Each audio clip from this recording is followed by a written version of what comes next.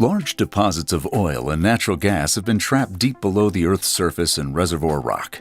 With the help of modern horizontal drilling and hydraulic fracturing techniques, these deposits are being developed and produced around the world in an environmentally safe and responsible way. Let's take a look at the standard drilling, completion, and production process of an oil and natural gas well using these technologically advanced techniques. Once a reservoir has been identified, a surface hole is drilled down below all freshwater aquifers. Since hydrocarbon-rich reservoirs are typically a mile or more below the surface, they're well below all freshwater aquifers, which are usually no more than 1,000 feet below the surface. As an environmental precaution, the upper portion of the wellbore is drilled with a water-based mud system, which protects freshwater aquifers, while also cooling the bit and flushing the cuttings to the surface.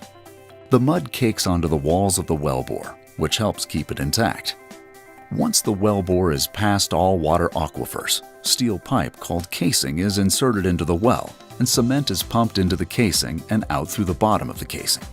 It's then pushed up between the casing and the hole. This cement creates a barrier between the well and any freshwater aquifers. Then the drilling is continued below the end of the surface casing down to the kickoff point.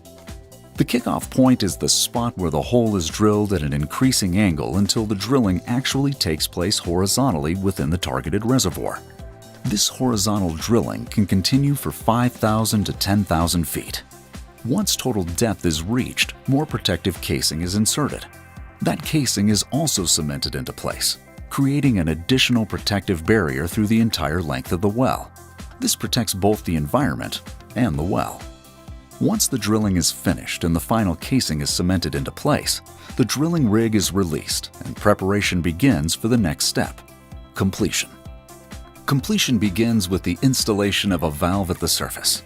Then a water and gel mixture is used to clean out the wellbore with a bit via a completion rig and tubing in preparation for the perforating run. The perforating guns are then lowered into the horizontal section of the casing via tubing and fired at a predetermined depth, perforating the casing in the rock with perf tunnels that are approximately 30 inches long and 1/3 of an inch in diameter.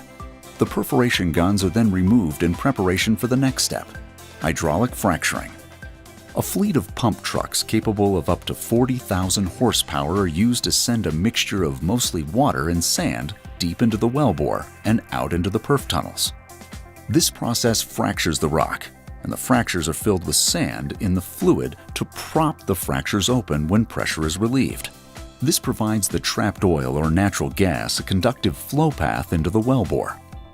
Once the hydraulic fracturing treatment is pumped away, a plug and perforating guns, which are controlled at the surface via an electric line, are pumped down the casing. The plug is set to isolate the Stage 1 interval and perforations are shot for Stage 2. The Stage 2 hydraulic fracturing treatment is then pumped to treat the second set of perforations. This process is repeated along the entire length of the horizontal section of the wellbore.